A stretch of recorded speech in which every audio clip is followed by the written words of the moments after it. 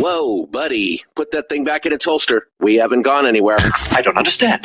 Check out themichaeldukesshow.com for information on how to get access to the podcast. Welcome to the party, pal.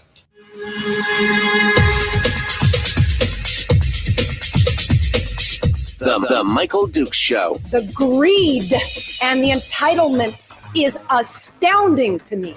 What more could you want from a low-budget radio program? This is a dumpster fire. That was just BS. It is time to get a new perspective.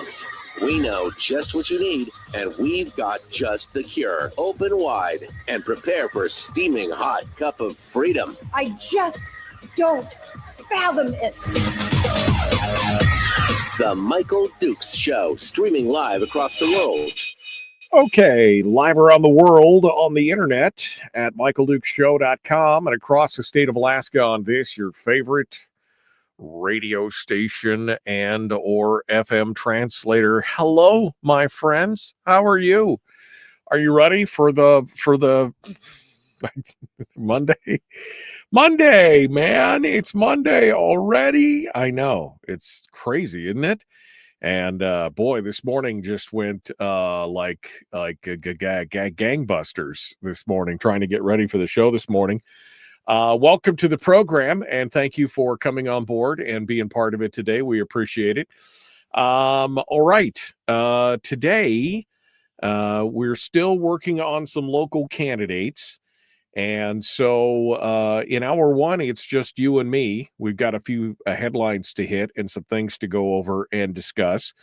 But in hour two, we're going to be talking with Donna Anderson, who is running for school board in the District 1 of the Kenai Peninsula Borough. She'll be joining us in hour two today. In hour one, we have some headlines. Tomorrow, of course, is Brad Keithley, Chris Story. Then on Wednesday, it's Maxwell Sumner, who's running for the Assembly in the Mat-Su. I'm trying to keep all this straight. Assembly in the Mat-Su. And then Wednesday in hour two, it will be Lieutenant gubernatorial candidate Mike Shower for the Shower Hour of Power on Wednesday. That'll be fun, won't it? It'll be awesome. So, and then on Thursday, I don't know yet, because that's like 3 days from now. I mean, who knows what'll happen 3 days from now, right? That's kind of, it's kind of how we have it all squared away and put together. So things are going well. Again, it's kind of weird because we've been doing so many candidates. Every hour has been filled for the last 2 or 3 weeks. It's kind of unusual for me to have an hour all to myself here to talk about what I want to talk about. Anyway, we're going to do that here in hour one, and I'm sure we will have, Thursday will probably be filled up by the time we get there, and, and everything else. So it's going to be okay. Excuse me while I take a drink. Okay. All right. So snow in Fairbanks, 39 and clear here in beautiful on top of the world in Homer, Alaska, 32 in Soldovia, and 30 something in Wasilla. But my dad just said there's snow in Fairbanks. So you guys can just enjoy it. You guys can just enjoy it. 32 and 32 in Wasilla, according to Rick. So it's that time. I hate to be that guy. But it's time. We're about to cozy up for another long winter's nap, and then we can road here.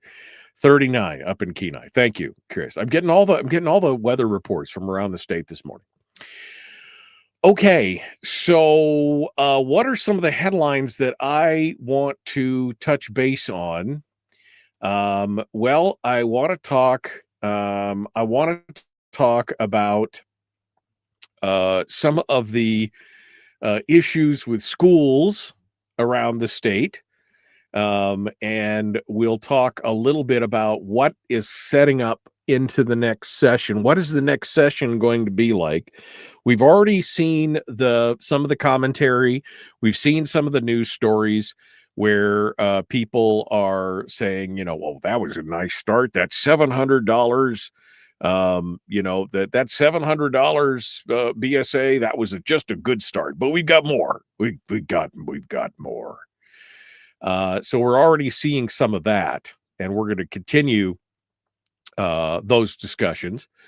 But it's going to get better because it's already happening. What's going on is already happening, including a new letter which I was included on, and from some of the folks behind the scenes, some of the interest groups behind the scenes, and we're gonna see what happens with that, and we'll see where it goes. We're also going to talk about the PFD. Now, I hadn't heard about this, and I guess we can start off with this. This came out 5 days ago. We just didn't get a chance to talk about it. And this is an interesting situation. According to KTUU, a petition that was demanding the restoration of the statutory PFD has been gaining momentum online. Now, as of last Thursday, I guess it was Wednesday. Last Wednesday, the petition had just shy of 16,000 signatures. Now, after the news story broke on Wednesday evening, I just checked the petition right now, and it's up to nearly 32,000 signatures. Which that ought to tell you that once people knew about it, then it's now we've got something happening here. I'm going to go ahead and post this up in the chat room. I'm going to post up this petition at change.org. So the petition reads the following: since 2016, billions of dollars that should have been distributed through the statutory dividend formula have been withheld. The law remains on the books, yet it is ignored in the annual budget process. This undermines the rule of law, erodes public trust, and denies Alaskans their rightful share of resource wealth. Now, Stephen Spann, the guy who started it, said that he had no idea that it would garner the attention that it had received. He said it's got a lot of attention so far, which is mind-boggling, but this is very important. This is to get very important people's attention who can make this change for the people. They've sworn to protect the people. Now, I find it interesting that Stephen believes that the powers that be, the Calvin Schreggies of the world, etc., really care about what the average Alaskan thinks. Because in my mind, looking at what they've done and looking at how they've handled things over the years, they really don't. I mean, they really don't. Right? The initiative started when Spann, who is a 38-year-old disabled veteran, became interested in the legislative process of the PFD and published the petition before the Department of Revenue announced the dividend would be $1,000. He said, this is part of our protection. This is our ownership of our mineral rights and our lands. He said he's telling the legislators that you need to deliver to the people what they are owed. Now, you may wonder why I included Calvin Schreggi's name in this, and that's because he was quoted in the news article. And let me just tell you, I'm not trying to infuriate you on this Monday, but by golly, this sure, this sure got my attention. Schregi, the representative from Anchorage, who's registered as non-affiliated, not a Democrat. He just wants you to know that, is Span's representative. And he said the PFD this year is quote unquote robust. That's his words. The PFD this year is robust, especially given current budget constraints.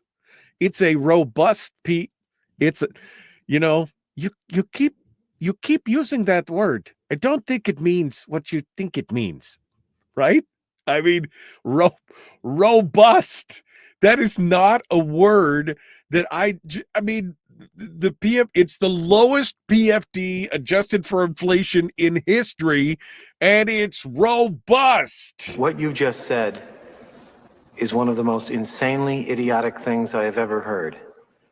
At no point in your rambling, incoherent response were you even close to anything that could be considered a rational thought. Everyone in this room is now dumber for having listened to it. God have mercy on your soul. I mean, I've just never thought of that word being used to express the smallest PFD in history. Robust, given the state's financial situation. Because, you people, not us, the leadership, you people, you really need to pay your fair share. The greed and the entitlement is astounding to me. I just don't fathom it. That's right. I mean, if we would just be willing to give of our own, I mean, we need to, why? Why are we so greedy? Why? Anyway, robust. Then he said, and tell me this doesn't sound like okay, let me read it to you first, and then you can decide. And then he said, I'm always excited when people get engaged in democracy and making their voices heard. I mean, is that like not the most condescending, pat you on the head? Oh, aren't you a good little boy? Here's your gold star. I'm always excited when people get engaged in democracy. No, is it? Then he goes on to say, I think many people have to recognize that in order to pay a statutory BFD, that we would have to either implement substantial broad-based taxes or find some other source of revenue or dramatic cuts that I think most Alaskans would not be willing to stomach. No, that you would not be willing to stomach. You guys don't want to have to be the bad guys. You guys don't want to have to be the guys that acknowledge that you've been overspending for years and that now the pipers do, and that you're stealing the PFD. You're stealing the PFD to pay for it. I mean, that's where we're at. But I mean, I'm always excited when little people get engaged in democracy to make their voices heard. On the other hand, Mia Costello from Anchorage, the House Minority Leader, said she agreed with the PFD initiative. Voters have the right to be mad when Alaskans' ownership share in our natural resources in the form of a dividend is taken by government to grow government. I applaud Mr. Span and his efforts to increase our dividend. It's the right thing to do, and our response should be to open up more Alaska to resource development and keep government efficient, which is, to me, half of the answer is correct, right? I mean, I love Mia, right? I love, but this continual answer that we have, because see, even the Republicans don't want to come back to the message of we have to restrict and reduce the size of government. See, she neatly sidestepped that requirement by saying what we should do is open up more resource development to expand the pool. That's essentially, and God love them, God love them. I know what they're trying to do. They're trying to give us an alternative to, a cuts, because cuts only is not working, because there's no political will for cuts only. And I understand that's what they're trying to do. But the answer here is that government is too large.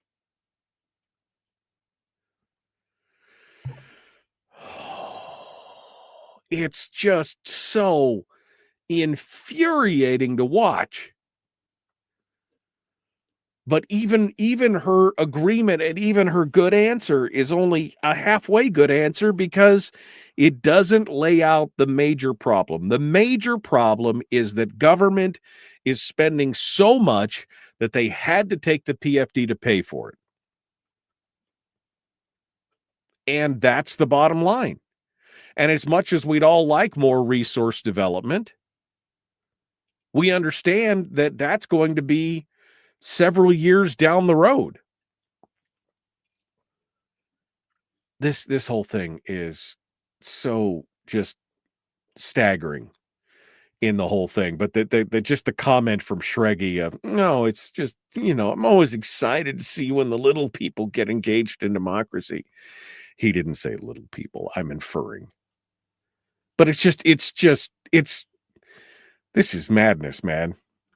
This whole idea, but good for him. And I hope you go out and sign the petition, which you can find at change.org. Petition to restore and protect the permanent fund dividend. I posted links up in the chat room, but you could just go to change.org and find restore and protect the permanent fund. Just type in permanent fund dividend on change.org and sign the petition. That would be an interesting thing. I mean, how many people, how many people could sign? I just look at that. I just signed it while we were sitting here. I just signed it. That's how quick it took. So go out to change.org and get it done. Almost 32,000 signatures. All right. We're running behind here. We got to go. Up against the break. The Michael Duke Show. Common sense, liberty-based, free-thinking radio. We will continue in just a moment. We got some more to talk about, including education in the upcoming session, and then Donna Anderson, who's running for school board in District 1 down on the Kenai Peninsula, is going to be joining us. We will be back with more in just a moment. Don't go anywhere. The Michael Duke Show.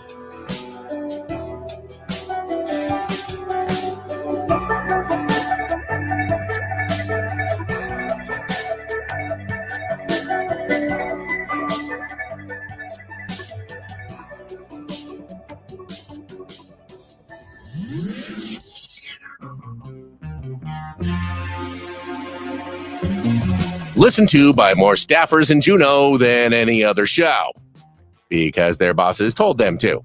And after what they just heard, oh man, they're going to be pissed. You're a bad, bad man. The Michael Duke Show.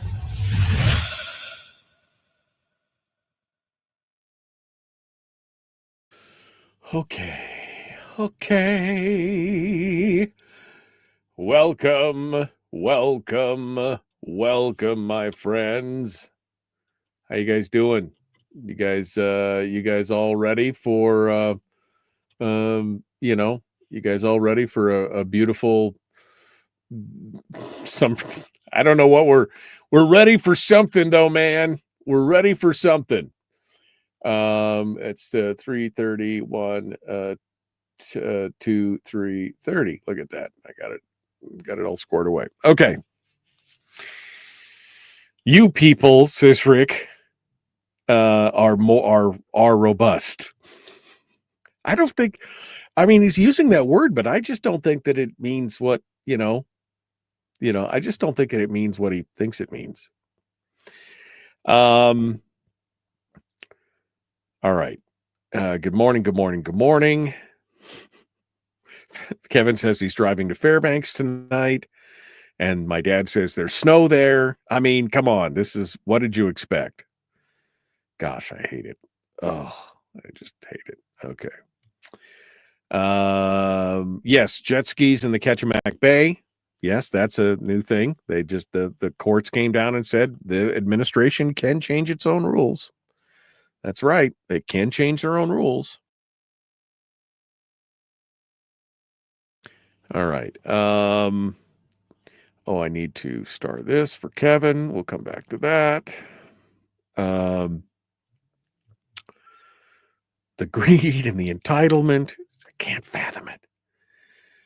Kevin says an independent, because I said Calvin Schrage is non-affiliated. NA, right? Non-affiliated. An independent is just a Democrat in witness protection. Willie says robust is the phrase that Tiffany Zulkowski always used before she voted to move a total of $8 billion from the ERA to the corpus. Yeah.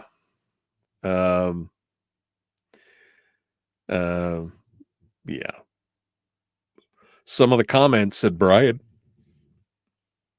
on the petition seem to be from ordinary Alaskans. Yes, I know. Fat Ray says, I couldn't even name a service the state provides, much less one I'd notice cutting. I mean, I can name some services, but I mean, how much are we?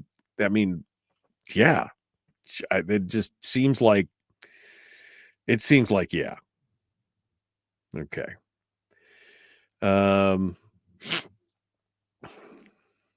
If there were a ballot proposition that made you choose between these two, says David, which would you vote for? Statutory PFD or income tax? Well, if it was just a black and white choice, I'm going to choose a statutory PFD. I mean,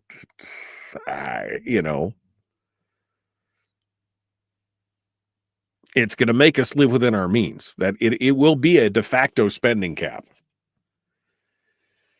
Kevin says, did I have Lori Coley on? No, I've never didn't have Lori Coley on. And I'm assuming if she was a declared candidate, she had her information on I sent all the packets out to the registered candidates. So she should check her email, Kevin, or have her send me an email, All right. There are a number of PFD-related petitions floating around on change.org, says Brian, but this is the only one getting any traction. There you go. Fat Ray says, I would choose the PFD even though I stopped taking it. Why would you stop taking it? I mean, it's your share of the money. I mean, it's totally up. You can stop taking it. I know Randy, he takes it and then sends it back, just creating more paperwork for everybody. But I mean, you can do that, but I don't know why you would. That is your fair share of the oil wealth. So I don't know why that would be your decision to do it. But you do you, man. You do you. All right.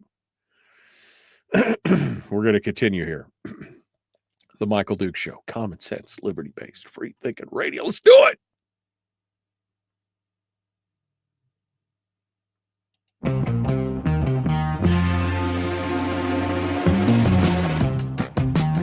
The Michael Duke Show. Seriously humorous with a pinch of intellect. Sorry. That is humorous. Here's Michael Dukes. Okay. So, boy, we could spend a lot more time on the PFD.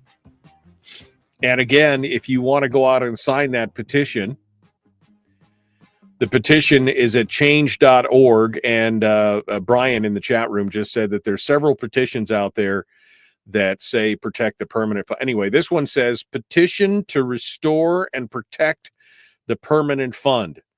And there's nearly 31,433.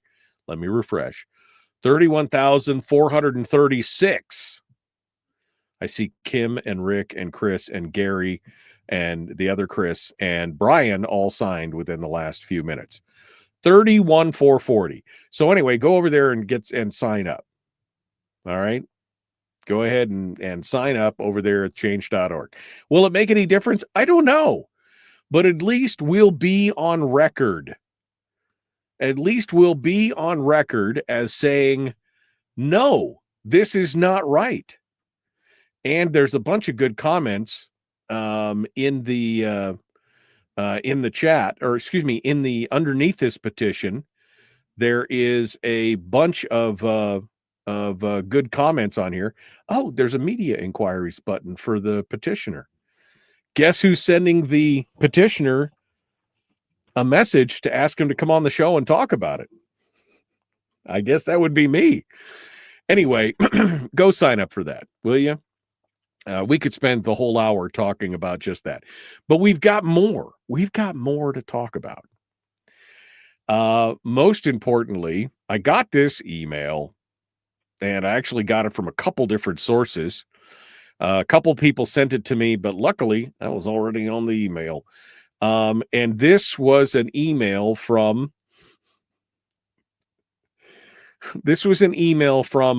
the Coalition for Education Equity of Alaska, which is a nonprofit that advocates for fair and adequate funding for public education, with a focus on ensuring that rural and remote and underserved communities receive the support that they need to thrive.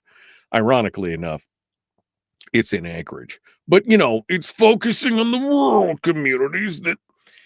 Anyway, here's the headline. You ready? From the Coalition for Education Equity of Alaska. Here's the headline. Alaska assessment results show urgent need to fund additional resources for public education classrooms. On the 5th of September, the Department of Ed publicly released the AK Star Academic Readiness Assessment. Now remember, we've been talking about the NEAP, the National Education Assessment Plan. We've been talking about the NEAP scores for months, right?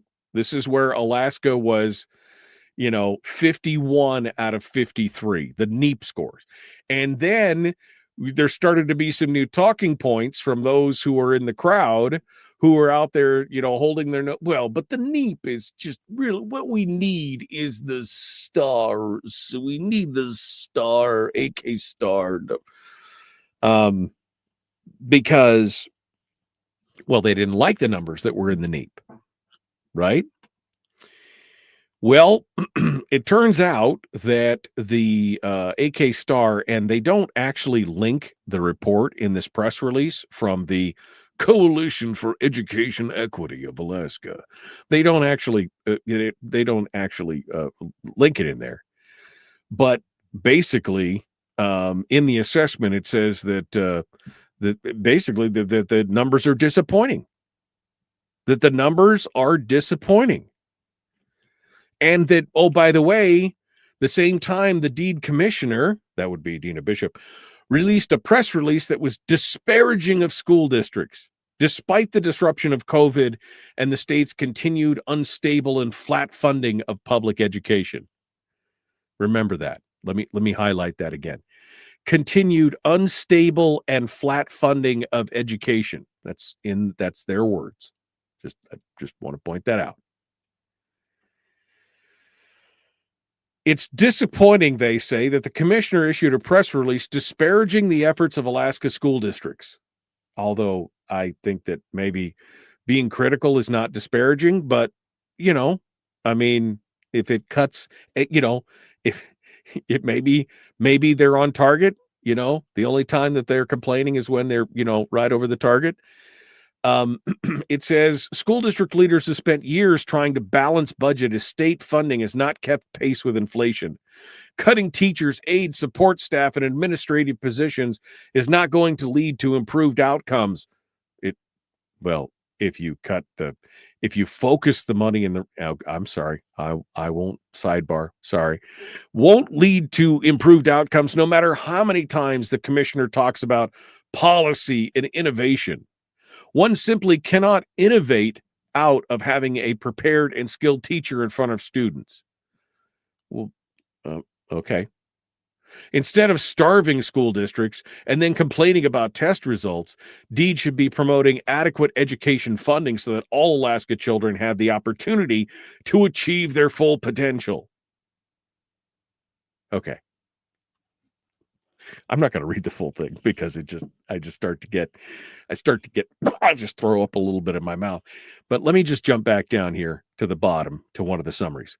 With the small increase to the BSA that we saw this year, parentheses, only a 20% increase from the previous year. What? There was a $700 increase to the BSA, but it's only a $20 increase from the previous year. How is that possible? How we just increased it Oh, you mean all that one-time funding that you were ignoring, that you were saying that continued unstable and flat funding of public education, like you said in the beginning of the thing? Wait, you're acknowledging the fact that we spent $170 million the year before? I mean, you're acknowledging that? Okay. All right. I see. Okay. I mean, what? With the small increase to the BSA we saw this year, only a $20 increase from the previous year, districts are investing in expanding services-based reading curricula, hiring teachers, and providing additional services to struggling students. Money does matter when we're talking about outcomes. And CEE will continue to address that's the Coalition for Education Equity, will continue to address the funding shortfalls when it comes to providing adequate resources for Alaska's students.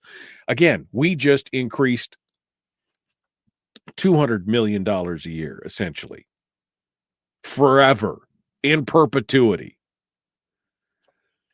Fully almost a 10% increase in because it was $2 billion is about $2.2 billion is what we spent in education, something like that. We just increased it another $200 million. So again, the bottom line this is what they're saying in this whole letter. The $700 didn't really count because after all, it was only $20 more than last year. The $700 really didn't count. And the low test scores in the AK STAR, which again, remember, the NEEP, what we need is the STAR test. That'll tell us. What they're saying now is that the low scores on the STAR are proof that they need even more money. Never mind that over the last 15 years, not the last 15 years, but from 2000 to 2015, for that 15-year period, they were given more money than God. They had more money. The money was piling up faster than inflation while the scores continued to drop. In fact, it peaked in 2015 when we were the highest funding in the nation, and we were at the bottom of the test scores. So your call for more money is this is what the battle's shaping up to be, my friends. Hundreds of millions of dollars in deficit this coming session, and I can guarantee you this will be at the top of the list of priorities for these people. Is that they will be just calling for blood. We need more money. We only got a $20 increase from the previous year. Wait, I thought you weren't counting any of those one-time funds, right? Because that's what they were telling us. But this is it. The $700 really didn't count. All these low test scores, now that the AK STAR is in, these low test scores prove that we need more money. That's the only solution Shut up and give it to us. Stop talking about policy and innovation. Well, we're going to talk about innovation here in just a moment. We're going to talk about innovation in Fairbanks. That should be a fun discussion. All right. We got more coming up.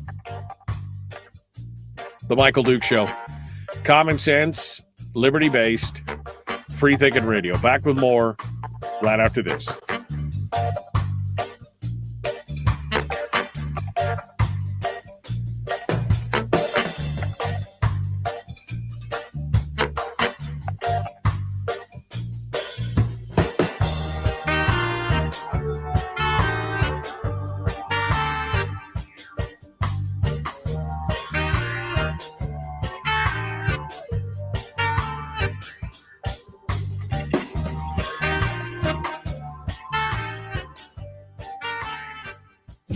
If you missed the show, you can listen to it on your time with Dukes On Demand.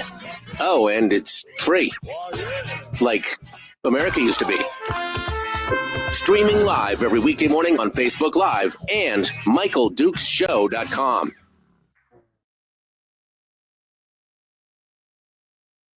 Okay. I was a little bit behind the power curve on that one. But it's all okay. All right, you guys ready to go? Let's let me see what else you guys have been talking about here in the chat room. Unstable or flat, pick one, says Fat Ray. Yeah, no, I mean those things need to be,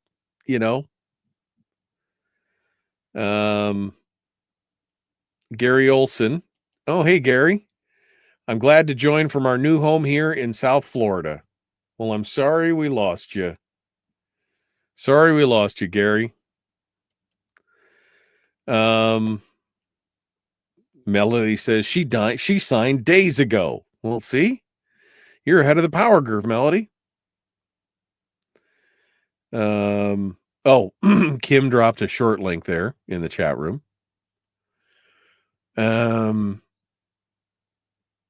Willie says the Bush gets its jury candidates from the PFD list. The state's going to have to rethink how they find prospective jurors after this next session. 100 ain't worth jury duty.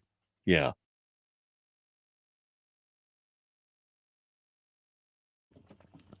Okay. Top heavy administration, says Melody. Terry says Dina Bishop needs incompetent and needs to be replaced. Okay. All right. What? Did you see that as soon as the BSA money was released, Randy Tranny got a huge bonus, about $75,000 to $100,000? I didn't see that. I did not see that. Interesting, if that is the case.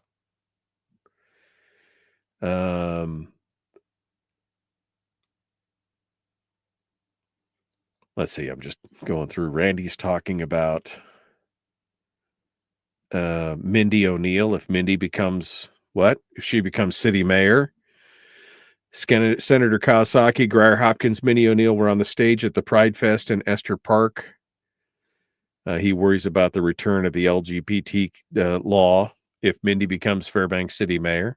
Yeah. David says the ed industry is going to demand another $1,000 increase in the BSA. The ASD needs another $75 million this year to stay afloat.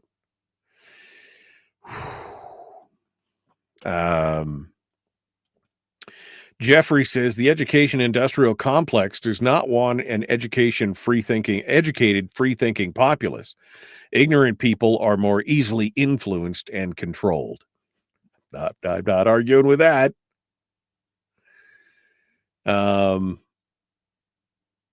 Richie is asking me, is there something going on with your radio? I'm listening to 107.9 and it's broadcasting two things at once. Well, that's a good question. Let me take a look. How much time do I got here? I got a minute here. Let me do this here. And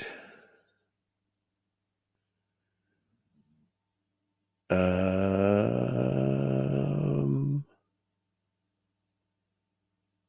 is that on? There we go. And let me see. I'm trying to fix everything at once. Where is it? Right here. There it is. Huh. Well, hopefully that fixed it. Hopefully that fixed it, Richie. Let me know. Let me know. I think that fixed it. There was something going on there, and I'm not quite sure what's happening. But we'll see. We'll see. Okay. The legislature's priority this year, says Ron, will be the defined benefit. School funding will be a close second. Bjorkman and Stephen, among others, will benefit from both. Yeah. No, I mean, there you go.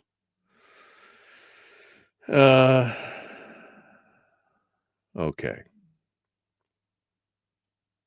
All right. So Richie, did it clear it up? Hopefully that cleared it up. We'll make it happen here. Okay. I think we are. Yeah, Kathy wants to know where Melody heard about that Dr. Tranny's bonus. I'd like to know more about that too, because if I'm interested to know. Although Kevin says it's not true.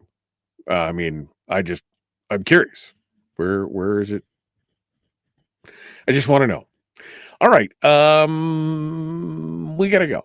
We're going to get back to it. The Michael Duke Show. Common sense, liberty-based. Free thinking radio. Like, share, subscribe, ring the bell. Let's do all this stuff. Oh, no, I'm like 30 seconds out here.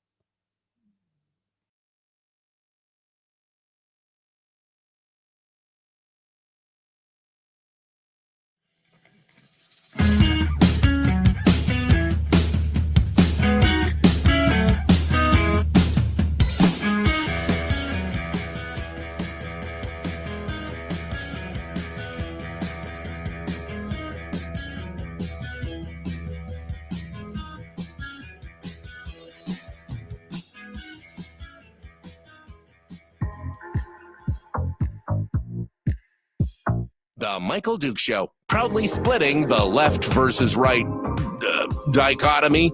Yeah, I had to look that word up too. I don't think it means what he thinks it means. Here he is, though. That guy, Michael Dukes, the one with the show. Okay. Let's talk about Fairbanks for a minute.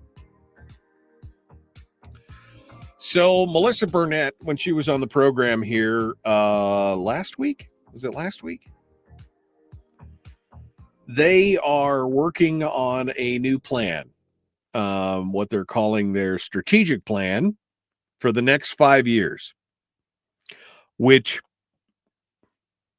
aims to respond, according to the article, to some of the district parents' concern by increasing choice and options for family with a goal of, wait for it, increasing educational outcomes and bringing students back to the district.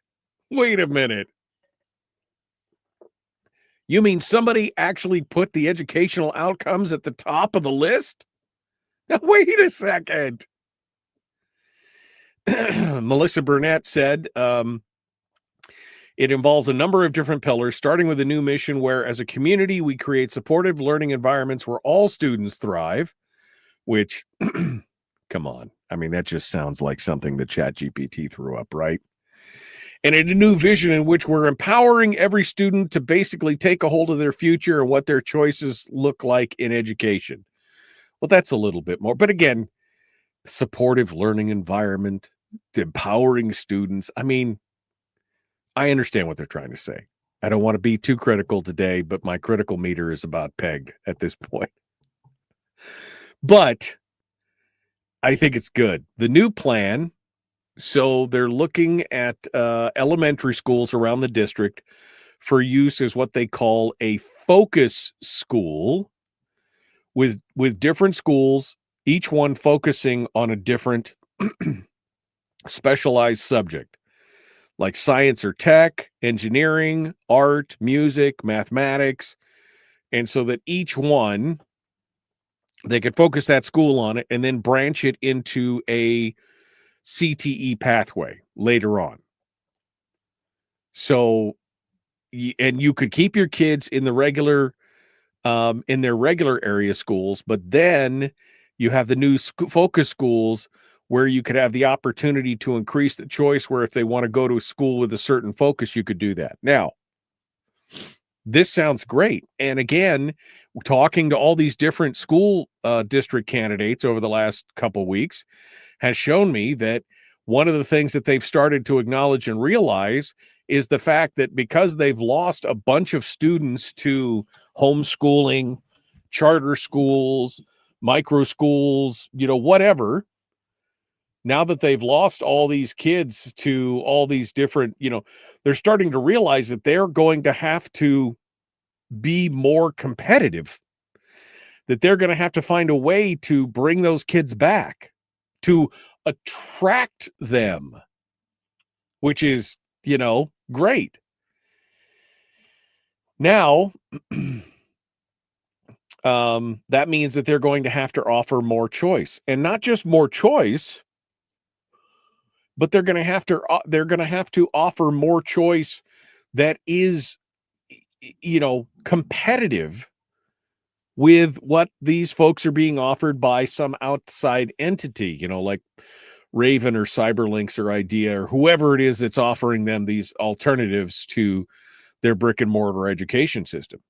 Now, I don't know how this would work out. I don't, because again, you're talking about setting up, I don't know how many focus schools, and I don't know how much those would cost. And I don't know if it's all wrapped up in the same budgetary thing or whatever, but it's a start. I mean, I don't know, I'd like to see the numbers on, how you pay for it and everything. Does it cost more? Is it the same money? Are you doing more with less? I don't know. But it's a start. Melissa said she hopes those potential adjustments and an increased access to choice will bring families back. Bring those that have left the district system to homeschool their kids. She hopes that it brings them back. Although she added that those changes still need to be discussed amongst the school board. So she, creating a new strategic plan started with focus groups and community engagement. It kicked off a year ago, and that now they're narrowing the feedback to educators and stakeholder. I love that, stakeholder groups. And here's the meat of this. I love this quote. The school district has often been told we don't look at our community enough. We don't listen to what's going on with our community enough. We're not listening to the input. And so this is here we are listening. We want to be here. We want you to be a part of this, and we want you to be involved. Welcome to the party, Pat. I mean, welcome to the party, pal. That's what I'm saying. It's, we would like to be listened to. We would like to be listened to instead of the stakeholder groups. Because you know who the stakeholder groups are, right? The administrators, the teachers, and the NEA. That's the stakeholder groups. So yes, we are happy that you want to listen to us. So they're asking for input right now from community members. So she said, while it's being enacted, it can be adjusted to respond to what's happening in our schools. She says it's unclear what implementation of this plan will look like. She could not give an exact timeline when these changes may be seen. She expressed hope that every part of the strategic plan will be ready to go this academic year. She says that she said after the administration does planning work, which could take. Anyway, the process will be discussed publicly at school board work sessions and regular meetings. Meanwhile, she said she recommends that community members make their thoughts known to the board by emailing them or testifying at school board meetings.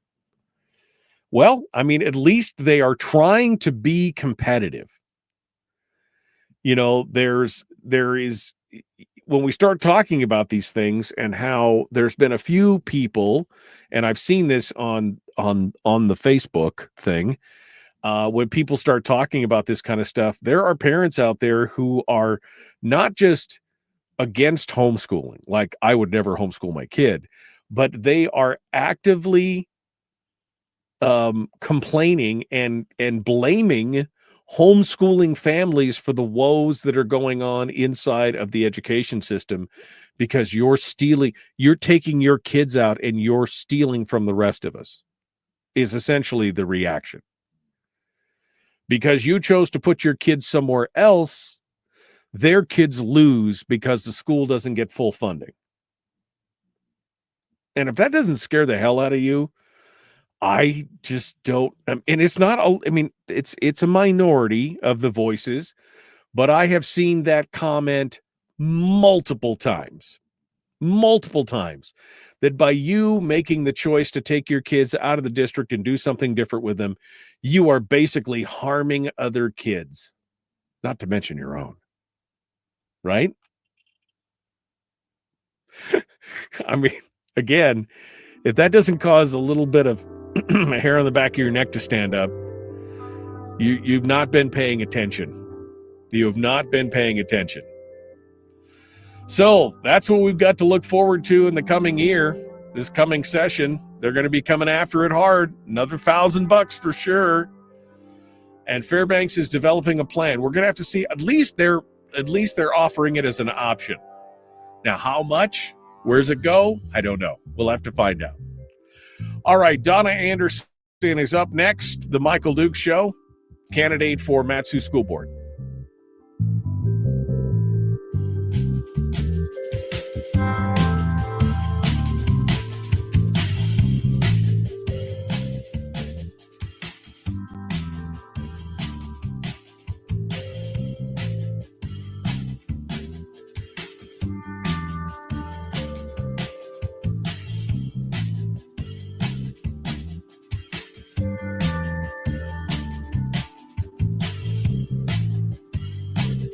Okay.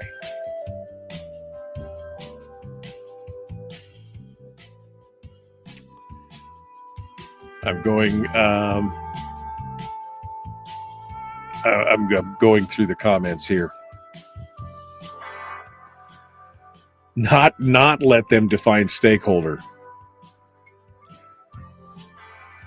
Brian says the parents and the students by definition are stakeholders.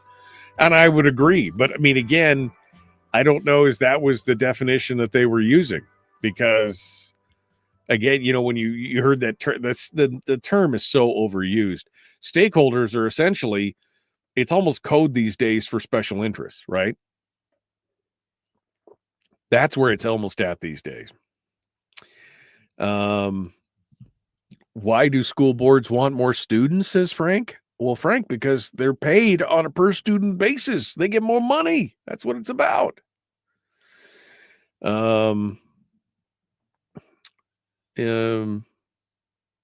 Yeah. Sourdough Steel on YouTube says, you'd think that if your customers, read students, are leaving and not returning, you'd change something up. But government moves slower than molasses in January. Yeah, they want the bludgeon to come down and do that.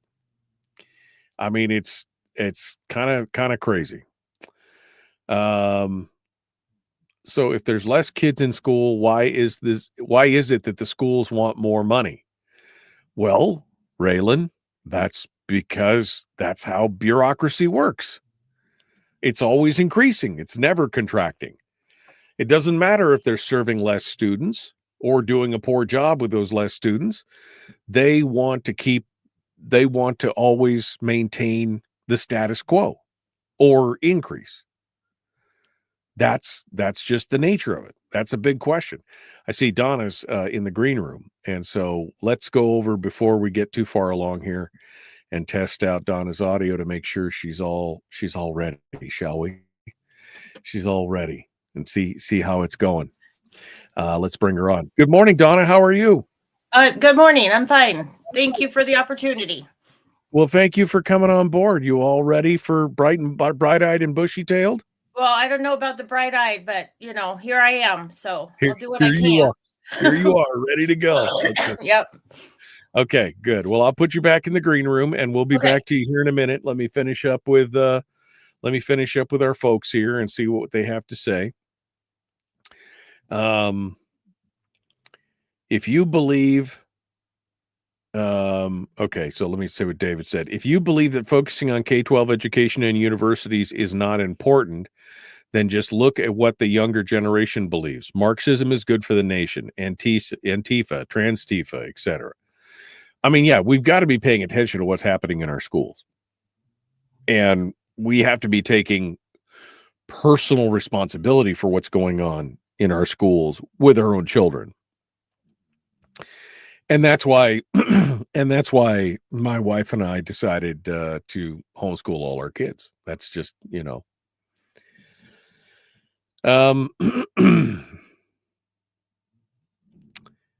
Richie said, looking at the quality of product the education system is churning out, it's very obvious they are failing and badly. He said, my son is grown. However, if I had to do it all over again, I would definitely roll the dice and find a way to make homeschooling great again. Homeschooling's been great for a long time. I mean, my youngest just graduated last year. My oldest is 34.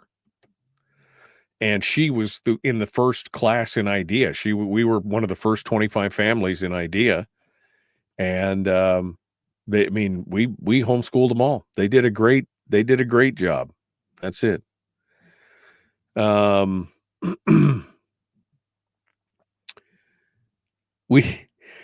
Frank says, when I hear the government say we need to get people back, that's code for larger budget and control. I mean, that's, again, when they start talking about that, being competitive is one thing, but I'm always worrying when they said we need to get those kids back. I'm always waiting for the other shoe to drop, like mandatory, will make you.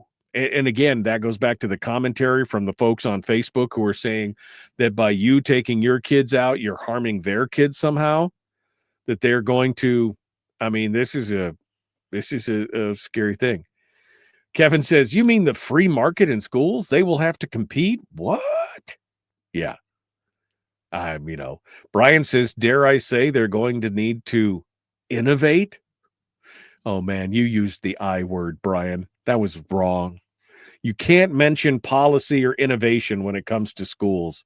You know that. Just more money, more money, more money. Okay. All right. Sorry. I would just one more time. I just wanted to do that one time. Okay. I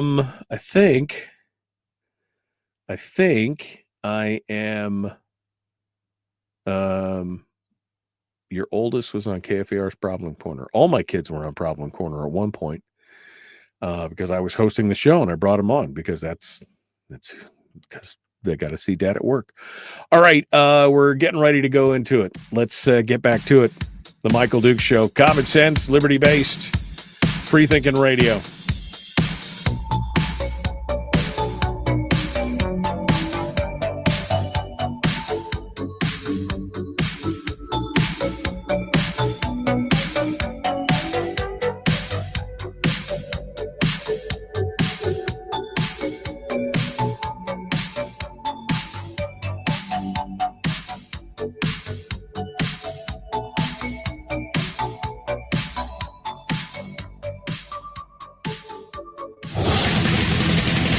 Whoa, buddy. Put that thing back in its holster. We haven't gone anywhere. I don't understand. Check out the MichaelDukesShow.com for information on how to get access to the podcast. Welcome to the party, pal.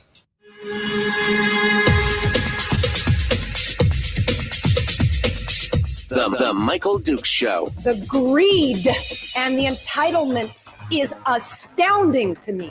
What more could you want from a low-budget radio program? This is a dumpster fire. Sounds just BS. It is time to get a new perspective. We know just what you need, and we've got just the cure. Open wide and prepare for a steaming hot cup of freedom. I just don't fathom it. The Michael Dukes Show, streaming live across the world. Live around the world on the interwebs at michaeldukeshow.com and across the state of Alaska on this, your favorite radio station and or FM translator. Hello, my friends. Welcome back to the program. It is hour 2 of the big radio show. And we just finished up talking about what the upcoming session is going to look like. It's going to be interesting. It's going to be all education all the time with some defined benefits sprinkled in just for your viewing pleasure. But meanwhile, let's get back to it. Our interest in local candidates. Let's jump into it. Our newest guest is Donna Anderson, who is running for the school board down on the Kenai Peninsula in District 1. She's running as a school board candidate. Let's welcome her to the program this morning to say, hi, how are you? Good morning. How you doing, Donna? I'm doing well. Good morning.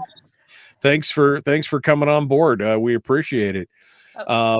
This is my attempt to try and bring people from around the state, kind of a view of what each area is going through and what each area is dealing with, and trying to engage and encourage people to participate in local politics. And I appreciate you joining us this morning to talk about it.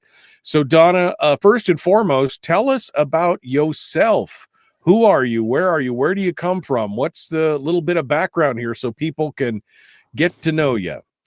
Well, I'm born and raised in Alaska. I actually grew up in the Matanuska Valley. I grew up in Palmer. I've been on the Kenai Peninsula for about 30 years. I've raised my 4 kids here. They've all graduated from Kenai Peninsula Borough Schools, either through the neighborhood school or through homeschooling, through connections. I have 7 grandchildren, and it's the same for them. 4 of them have used homeschool at some point. 1 graduated from IDEA. They're now in neighborhood schools, but we've used a variety of means to help our kids get to their graduation point. So I'm a retired teacher. I taught for KPB for 26 years. I've been very active at school board meetings. I attended every meeting last year with the exception of 1, and spoke at every meeting with the exception of that 1. You'll find the first recording of me at a school board meeting. I think it was about 19 years ago or so. It was when Sears and Kaleidoscope were consolidating. So I've been a very active person within the education community for 26, actually probably more years than that, because I was PTA president, volunteer, substitute teacher. I've been doing this for a really long time. So you've been around and Yeah. You've seen how the sausage is made, so to speak. So Yeah. that's going to be some interesting stuff. Well, Donna, that leads us to the next question. I mean, you have gone. You've been doing this for a long time. You've done your whole thing. So I guess the question is, what when exactly did you lose your mind, as I like to say? What made you jump through the hoops and decide that this was the time to, you've already been you've already taught, you've already done everything else. What makes this the time to do it here? Was it one single thing? Was it a combination of things? What was the problem? You mean to jump into the school board, into the race? Yeah, into the race itself. Okay. I've actually been thinking about this for the last 3 years. Because I attend so many school board meetings, it appears to me that the school board and central office are upside down. The school board should be running the show, and they should be making the policy, and then central office and everybody should be following it. But it really seems like that's upside down. Like central office is controlling the things that are done, and the school board is just approving everything without having to vote or vet on anything. What really made me lose my mind, besides COVID and everything that happened during COVID, was this latest language arts curriculum that the district has purchased. It went through a very fast vetting process.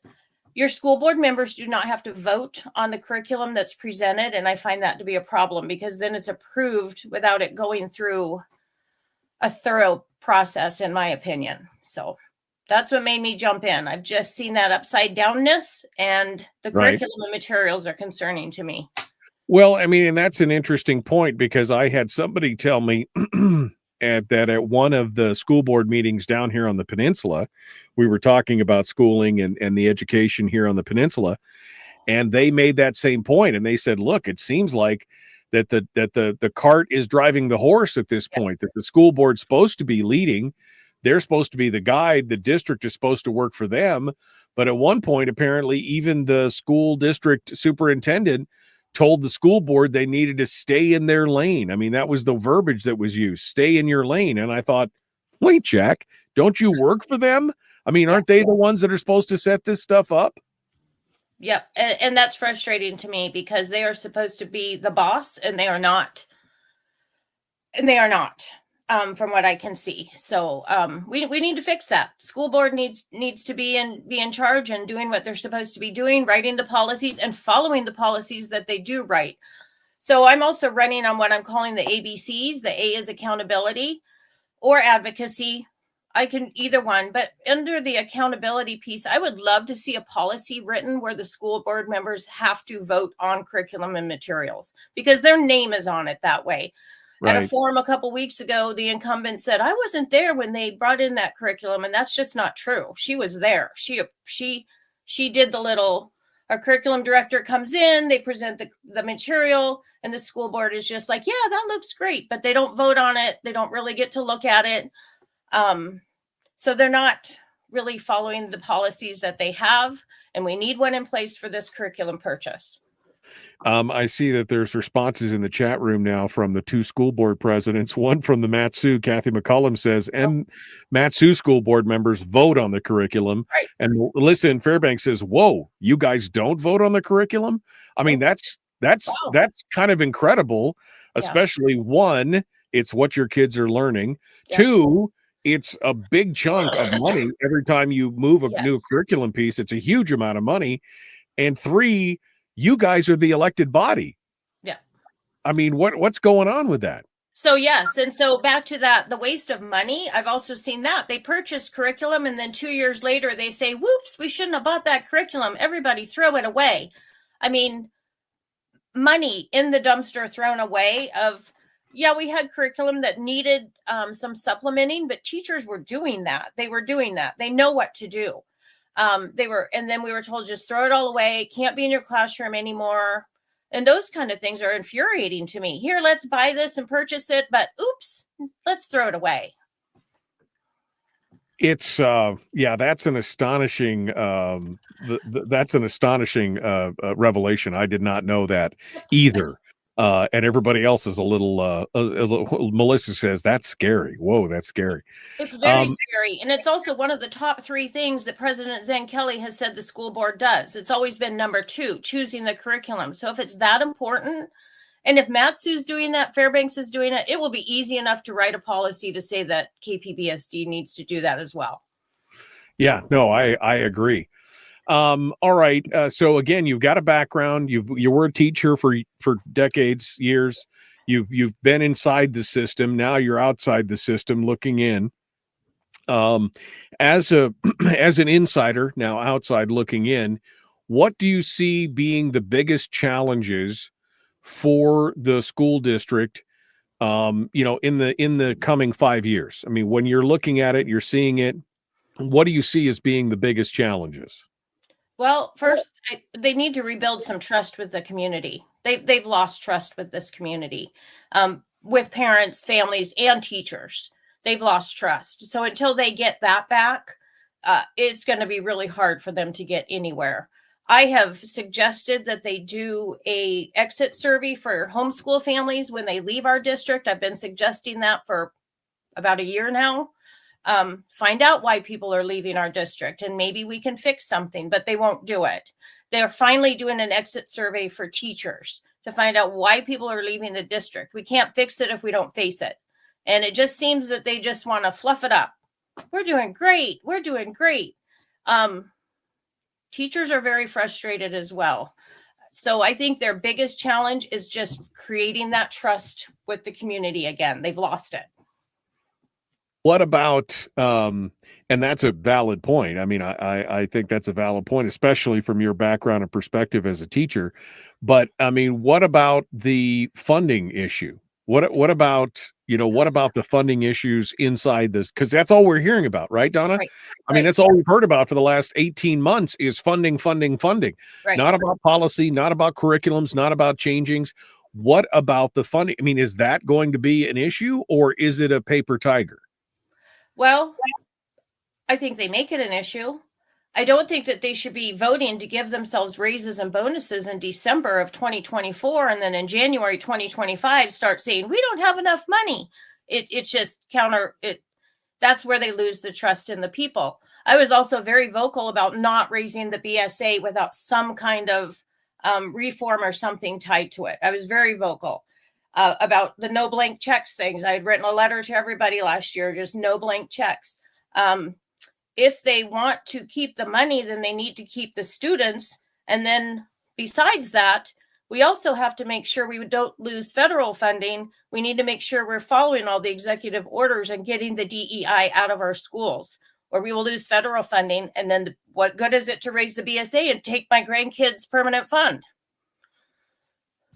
Yeah, no. I mean, I would think if you want the federal lolly, you're going to have to toe the line and do what needs to be done. Donna Anderson is our guest. She's a candidate for District 1 in the KPB School District. So loss of trust is number one. Funding is in there somewhere. Anything else that you see as being a big issue? I mean, again, the school board taking, I guess you could add to that maybe the school board taking the reins again, like it's supposed to do in the first place. Yes. Yes. What's it going to take to do that? I mean, if you've got an executive that's out of control, and in this case, I'm talking about the school administration. Mm-hmm. If you've got an executive that's basically telling you to stay in your lane, I mean, how do you take the reins back from somebody who's like that? Somebody's just going to have to say it that, who's the boss? Who's the boss? Right. The school board is the boss. And I've said it. I wouldn't mind being the boss of some of those people, but it's just going to have to be somebody holding that line and igniting that within the rest of the members, within the other 8 members. It's going to have to be a group effort. It can't be one or two people. Like, they need to realize the power they have and the responsibility. It's not power, it's a responsibility that they have to lead this district. And they've lost that responsibility. They go along to get along. And somebody's going to have to not do that. Right. Absolutely.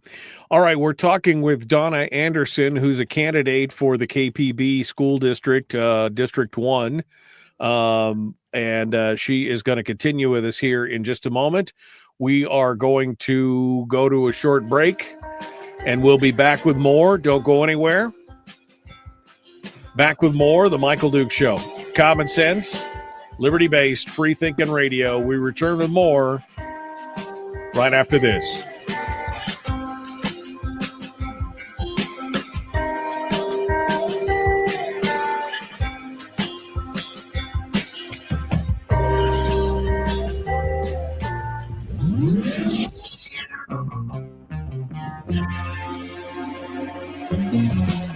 Running on 100% pure beard power. Oh, also some coffee. We dip our beard in coffee. Ha, nice beard. The Michael Duke Show.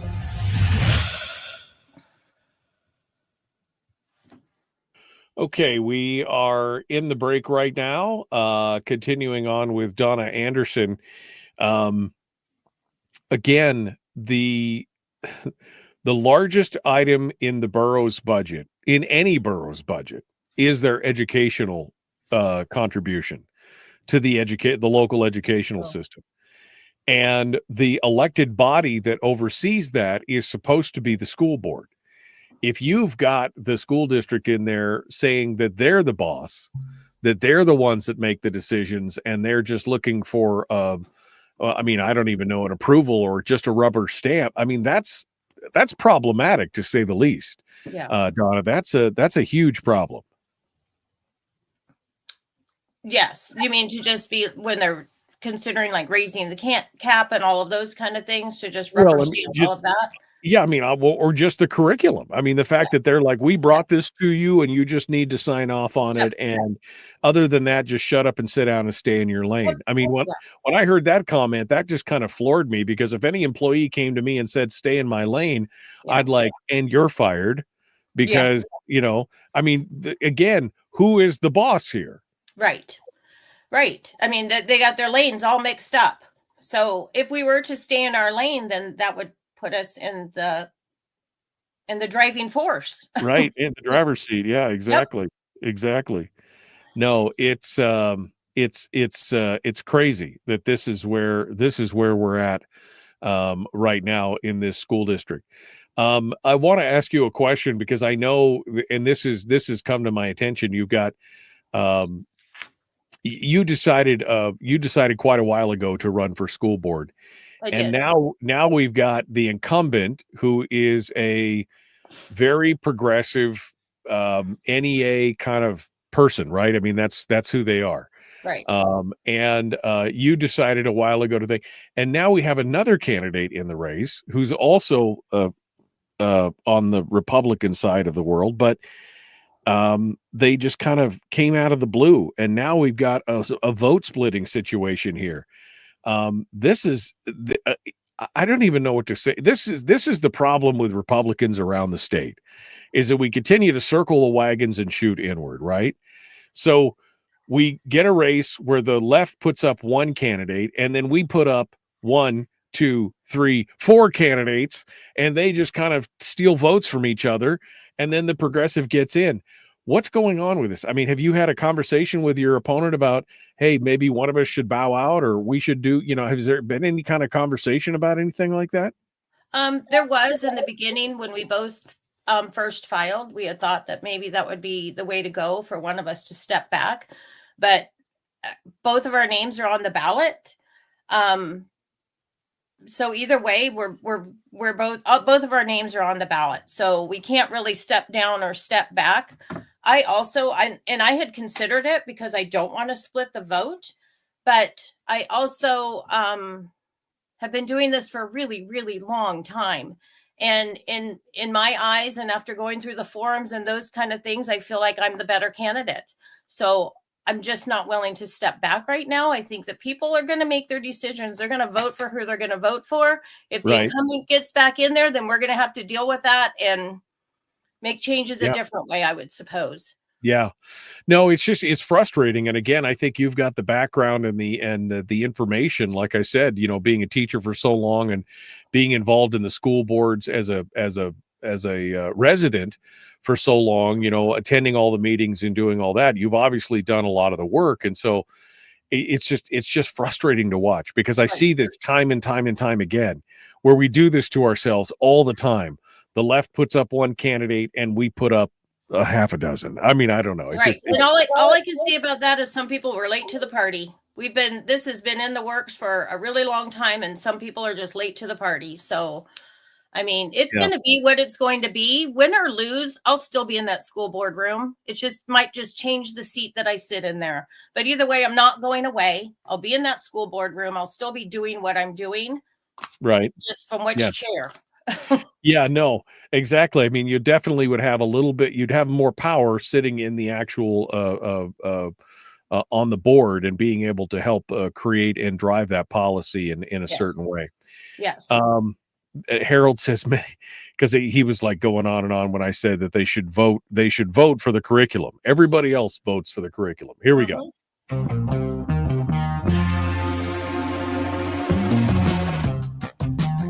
The Michael Duke Show. Seriously humorous with a pinch of intellect. Sorry. That is humorous. Here's Michael Dukes. Okay, Donna Anderson is our guest, candidate for the Kenai Peninsula Borough School District in District 1. We just kind of outlined in her mind what some of the big issues are, which include gaining back the public trust, the funding issue, and of course the school board taking control again of the situation, that they are the ones in charge, not the school district, not the superintendent, but they are the bosses in this situation. And so there needs to be a shift in the power dynamic back to that. So Donna, let's take a crack at this. If you are elected school board to the school board as a school board member, what's your focus going to be on here for the first for your first term? What are you going to be laser focused in on? What, if you look back on it afterwards, what would you be like? This is what I got done. This is what I wanted to do. What are the things you were focusing on? Well, the policy for school board members to have to vote, and some way for parents and teachers to feel like they are being listened to. Because I suggested also a year ago that the school board do an open forum with teachers without central office present, so that teachers could come in and talk to the school board, let them know what's happening. And the school board president said that he was uninterested. So we have lost trust with the public. We've lost trust with teachers. So I want to mend those relationships, and I think I can do that. I'm been very involved for so long that I know a lot of parents and a lot of teachers, and they just keep saying me, keep going, Donna. So I want to reconnect and get parents and teachers back in this process.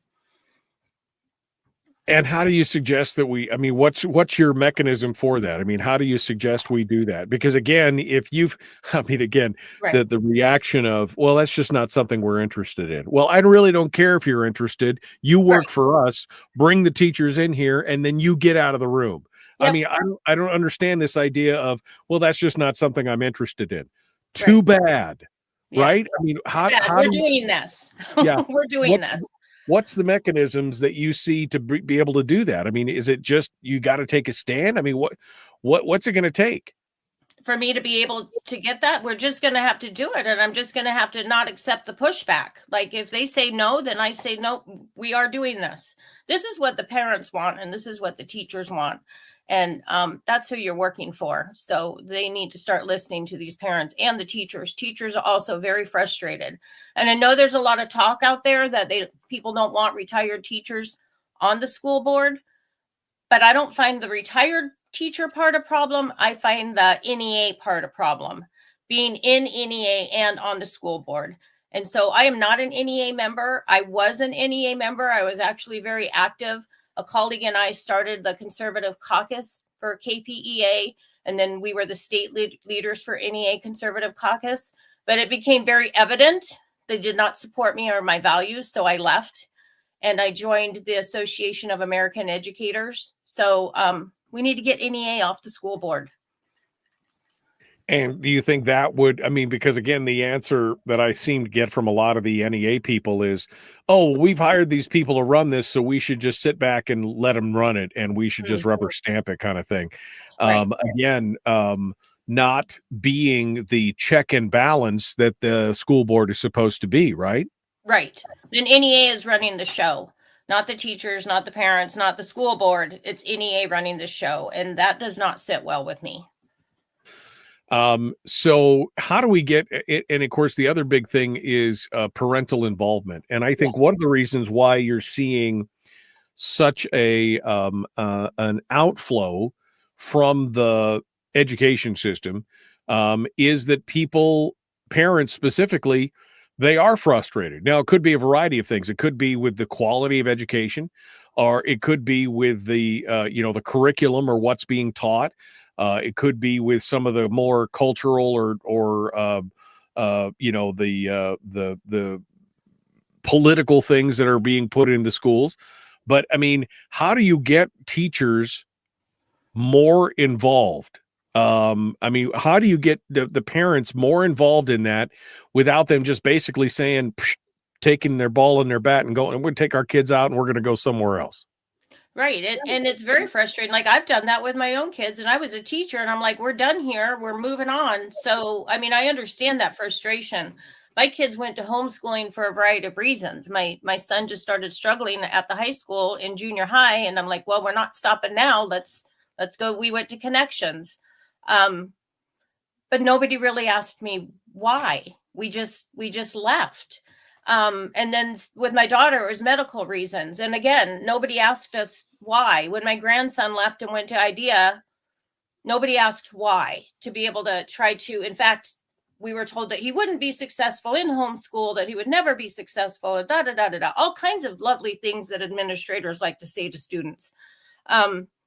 You don't build trust by saying those things to parents. You have to listen to them.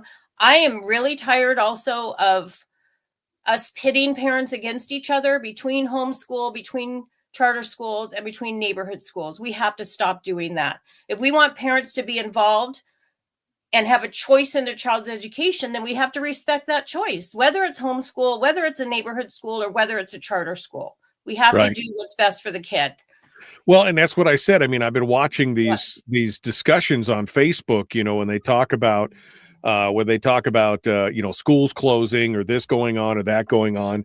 And I see some of those reactions from some of the parents, and it's very obvious that these are talking points to me anyway, that have been brought forward to them to say, oh, when these parents pull their kids out of the regular brick and mortar schools, they're harming you. They're harming your kids because that's money that's lost to these districts. And of course, that money's used for but that has been the reaction more and more. I mean, again, it's not a majority, but I mean, I would say that it could be upwards of 25% of the comments are, oh, these people are pulling their kids out of school and they're harming everybody by doing that.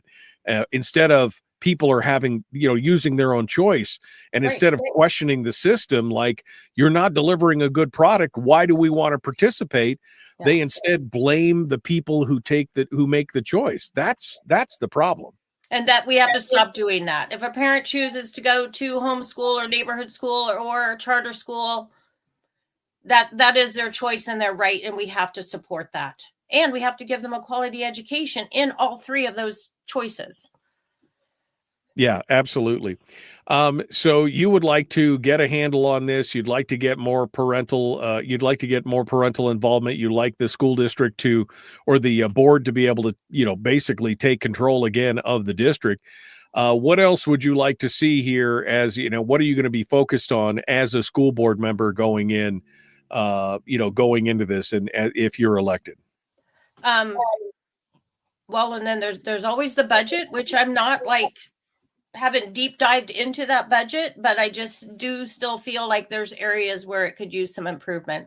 I don't think it's okay. I would like to do a freeze on raises for anybody at central office and a freeze on hiring for anybody at central office, because in the last 5 years, they have given themselves 10 to 12% raises. Some of them have gotten multiple $9,000 bonuses. And meanwhile, they're crying for more money. So I want them to have a freeze on their pay, a freeze on their raises. Our superintendent is making $197,000. And according to Open the Books, our governor makes $141,000. Why are we paying our superintendent so much more than even our governor? And just in the bigger picture, I think we need to look at consolidating districts. Why do we have 52 districts? Why are we paying for 52, I'm assuming, superintendents? So that's a little bigger picture, but I want raises and bonuses frozen for anybody at central office.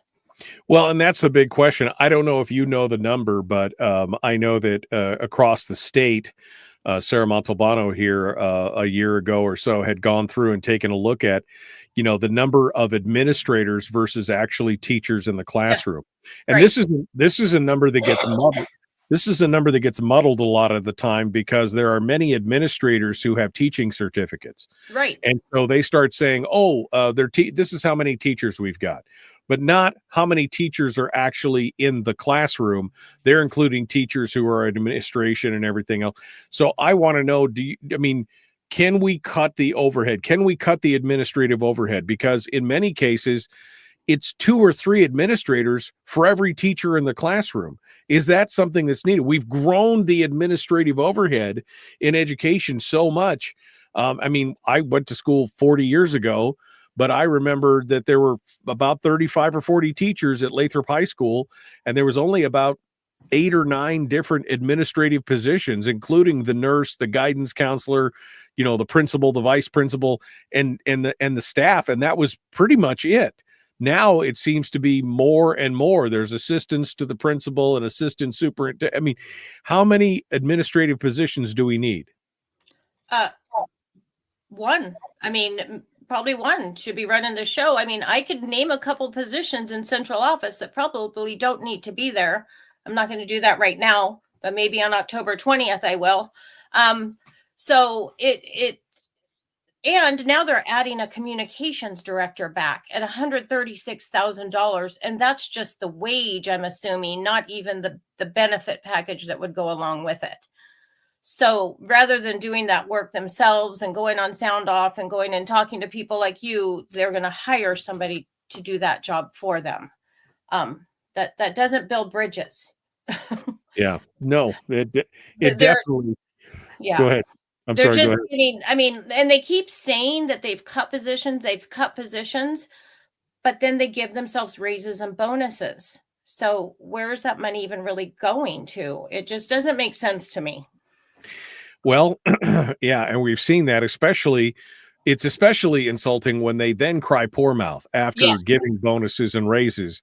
Yeah. And then say, but we really don't have enough money. We And really they literally did that. December 2024, voted for raises and bonuses. January 2025, we need more because the session is starting. We need more money. That's a bad look. Yeah, no, definitely not a positive, not a positive. Brian in the chat room asks, is this a minister of propaganda? I mean, this new why do they need this was a new position that they just kind of created out of whole cloth, or what? Yeah, we used to have a communications director years ago, and then when she left, they didn't refill that position. Apparently, they just spread out the duties, and now they feel like with the money that they got back from the legislature, with everything that happened there, now we can afford a communication director Okay. to use part of that money. Well, to which my question then becomes, what about next year? Right? Right. Because Right. that's the thing. What about next year? You got the money this one time, but what Yep. about next year? Right. Right. And that seems to be a continual problem. And that actually leads me to my next question. And because this is, as an outsider looking in, here's what it looks like to me.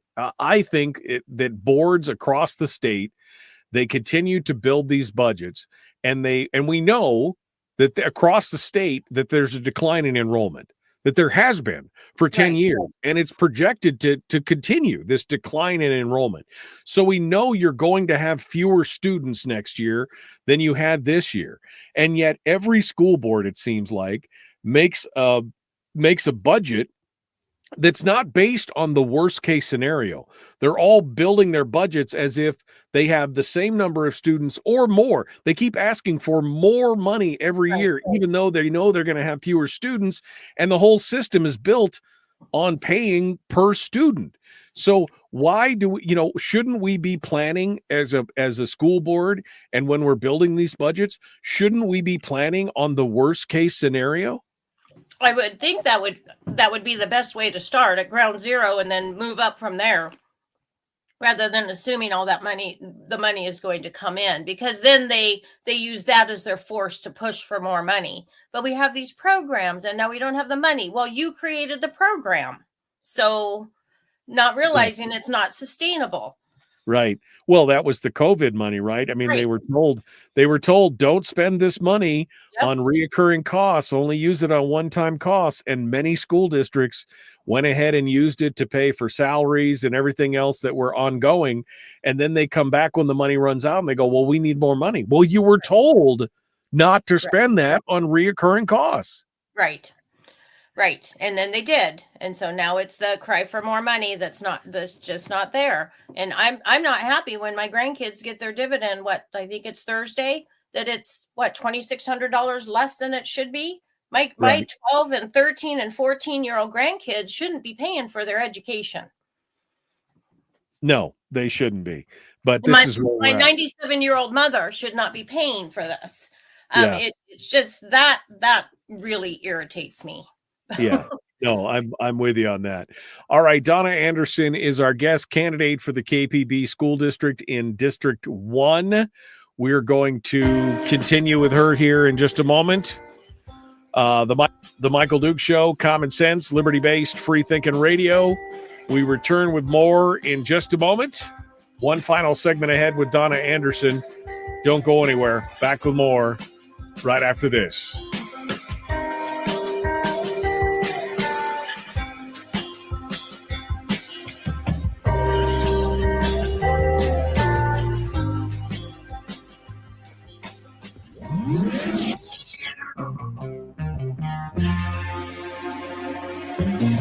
Listened to by more staffers in Juneau than any other show because their bosses told them to. And after what they just heard, oh man, they're going to be pissed. You're a bad, bad man. The Michael Duke Show.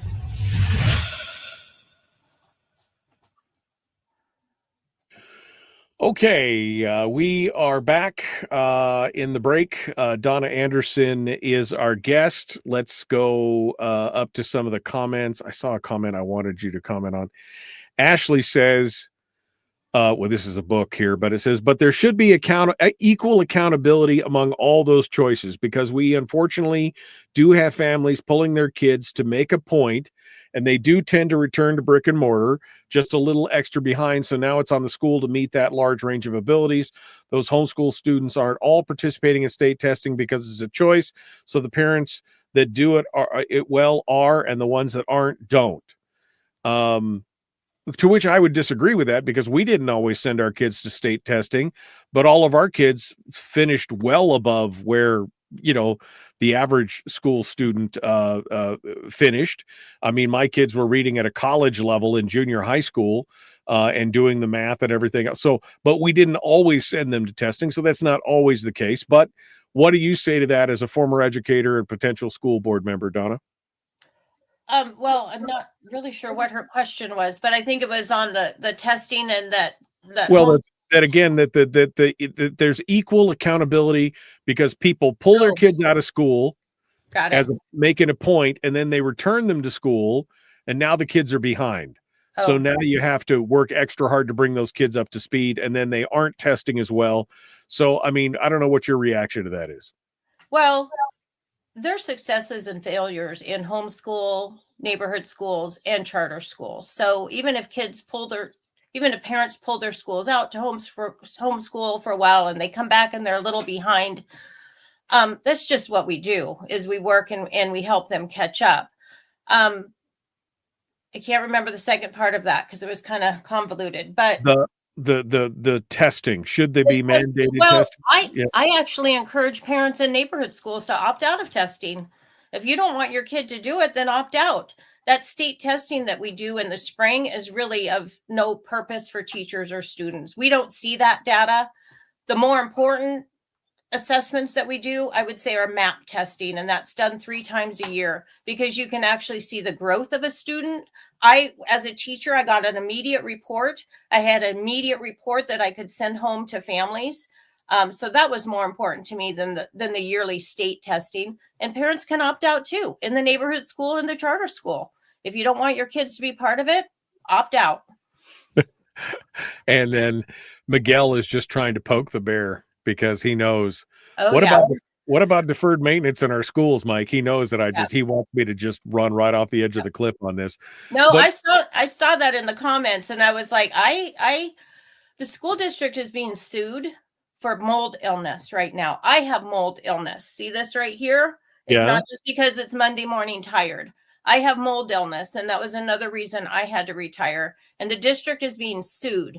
So the longer they put off this deferred maintenance, the more it's going to cost them because people are realizing what's going on. Right now, our schools have these little black boxes all around the outside of them, if you look, and that's for mice eradication. So our schools are being infested with mice. So things like that affect the health and the safety of our students, they need to deal with now, not put it off. They're being sued. Yeah, well, talking about health and safety, I mean, and we just had this high-profile court case of this teacher, who was molesting and abusing a student. Yes. I mean, where is the protectionism there? I mean, especially since the district apparently knew about it, it had been reported, and they did nothing until somebody went to the police. Right. And so anybody that was on the school board during that time needs to be looked at. We need to go back and see who was on the school board at that time and see what happened, if we have to FOIA it, if we have to whatever, find out who was there and how this happened, because it is absolutely not okay. And our incumbent is supportive of the teacher that has now been convicted. She was currently showing support for him on her Facebook page. That is a absolute no. That's a, I don't even know. I have my cup. I love Jesus, but I cuss a little, and I was just trying really hard to just love Jesus right there. yeah. No, I mean, I mean, you got a guy who's been not only accused, but convicted of this, and yet they're still showing support for. Yes. Again, I have zero tolerance for people who abuse children. Zero tolerance for and that. We need to go back and see what happened and hold those people accountable. That goes back to that accountability piece. So absolutely. No, I think it's sickening. It's a critical issue for sure. All right. Well, I got a couple more questions when we come back, and then I'm going to let you run a little wild here, Donna, at the end of the show. And so we'll do that here in just a second. Folks, please like and share. We got about 60 people in here right now, but we've only got 29 likes and shares. And if you share it, that helps a lot. That brings more people into the conversation. Wood chipper, go burr. Burr. That's how you fix that problem right there. All right, here we go. The Michael Duke Show. Common Sense Radio.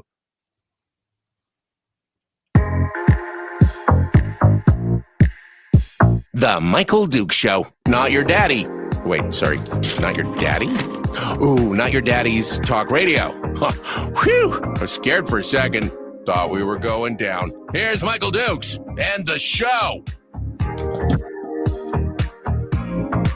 Okay, continuing now, Donna Anderson.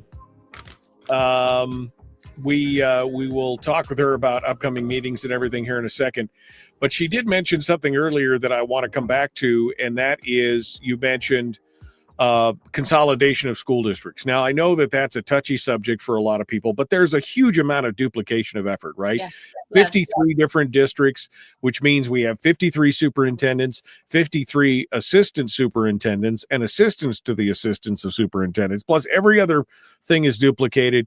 I mean, maybe we should be looking at starting to consolidate some of these down for sure. But one of the things that was proposed that didn't include that, but still would have saved the state a significant amount of money, was the pooling of the health care.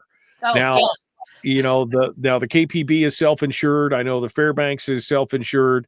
I don't know about the rest of the state, whether they're part of the NEA health pool or some other kind of thing. But I mean, this idea has been floated, and it is said that it would save us between $50 and $60 million a year, I think was the number that was used.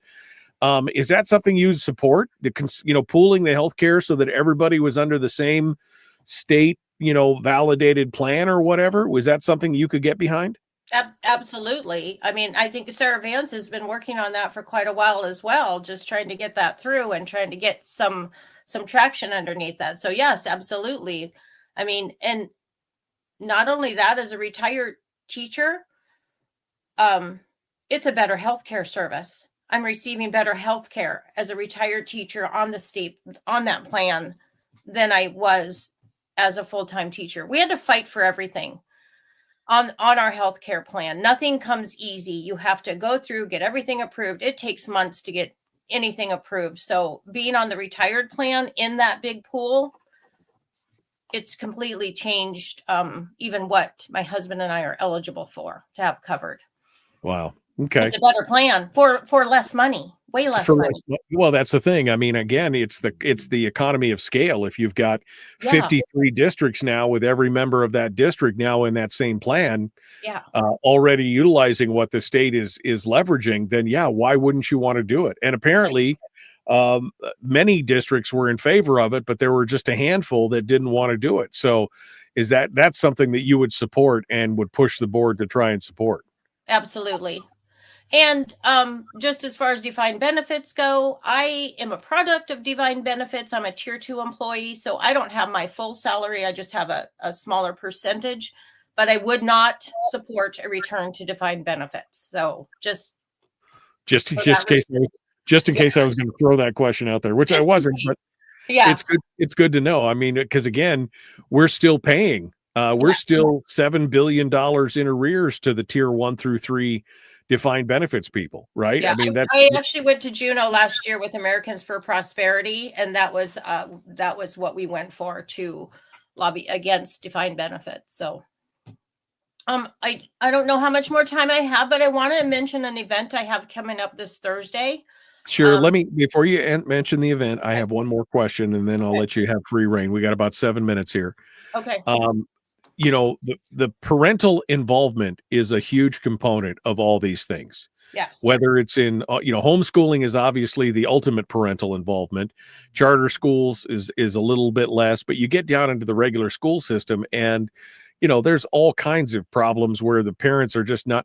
How would you, as a school board member, encourage more what would you do? How would you encourage the parents to get more engaged and involved, and stop treating rather the school system like, there's some that just basically treat it like a glorified babysitter? How do you get more parental involvement? What's your answer there? Well, that's a hard one. I mean, you have to make them want to be there. And I found as a teacher, I was most successful when I included the parents in the conversation.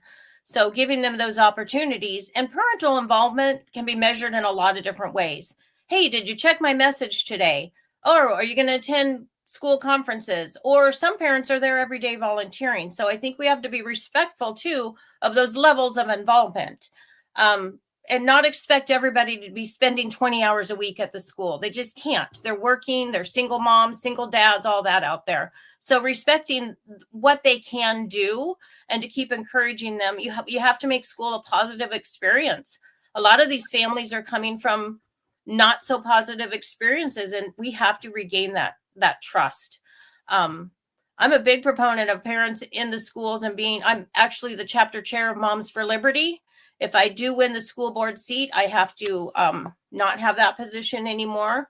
But I want parents involved. I want them in the schools. The more we talk to them, the more we open our doors and let them in. Hey, come have lunch with your student, with your kid. Even just things like that make a big difference in a kid's day. Yeah. No, absolutely. All right. Donna Anderson is our guest candidate for KPB School District in District 1. Donna, you're having a meet and greet. You're having some meetings and some get-togethers and gatherings. Yeah. Tell us about that. Well, I really only have one scheduled right now, and it's for homeschool families. I work at a homeschool center now. It's called Explorations. It's at the Diamond M Ranch. And so Thursday night, I'm just calling it a stop and talk because homeschool families wanted to talk to me. So this Thursday night, October 2nd, from 4 to 6 at Explorations on the Diamond M Ranch, I will just have the room open. People can come in, ask me questions, meet me, and it's really geared to homeschool families. So this is homeschool families that have questions about Yep. district homeschooling, or the district in general, or what?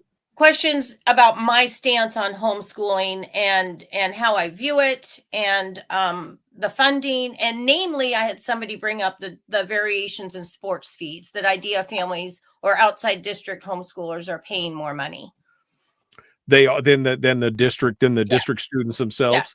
And there is a MOA or MUA, whatever they call them now, between IDEA and the district, so that IDEA picks up that difference in cost. Families aren't having to incur that cost.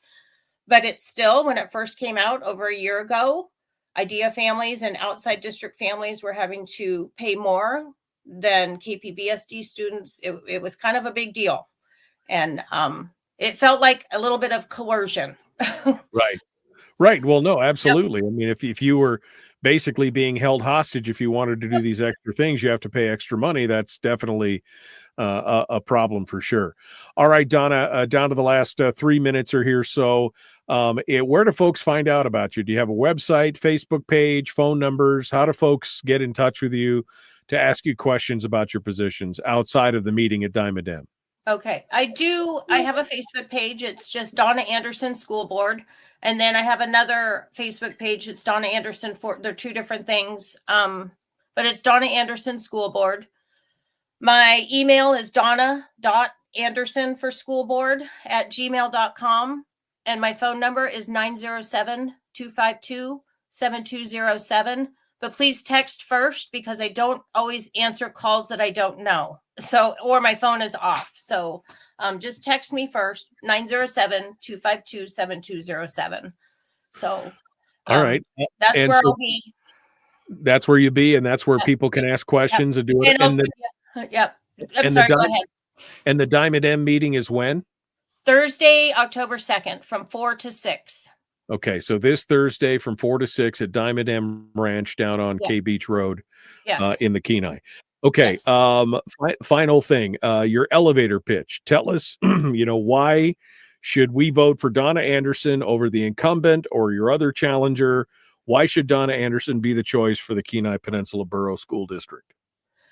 Well, I have a lot of experience and I have a pretty broad view. I have a view as a parent and now as a grandparent, as a teacher, as an active school board participant and audience participant. Like I mentioned in the beginning, I'm stand for ABCs, accountability, back to basics. I'd love to see us getting back to cursive and less computers. C is the choice, and that means just respecting parent choice and making all of those choices stronger for our students. I just feel like my view has a lot bigger, broader perspective, and I can bring a lot to the board. And I have been advocating for parents and teachers and students for years. Like I would say that I'm known for it. So I'm not going to stop one way or the other, win or lose. I'll be in that school board room. But I would love to have the chance and the opportunity to really dive in and make a change.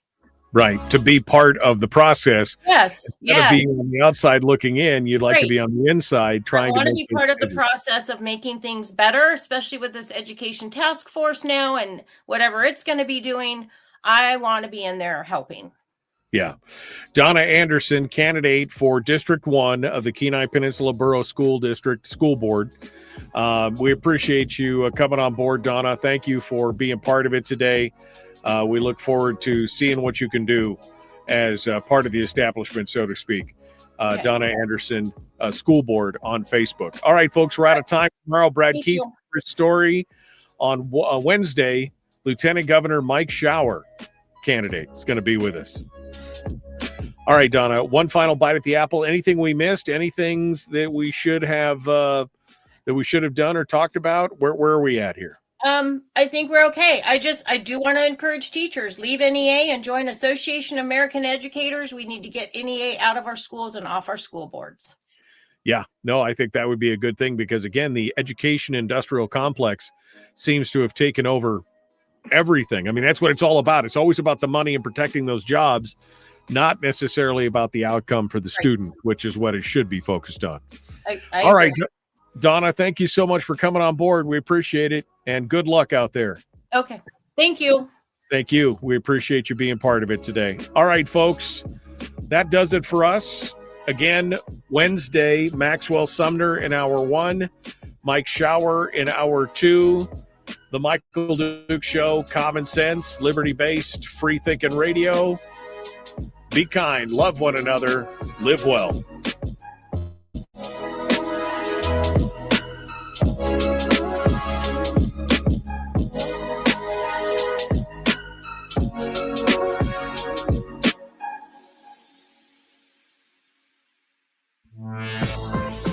We've shed our terrestrial radio skin, and now we are slimy lizard internet people. It's the Michael Duke Show.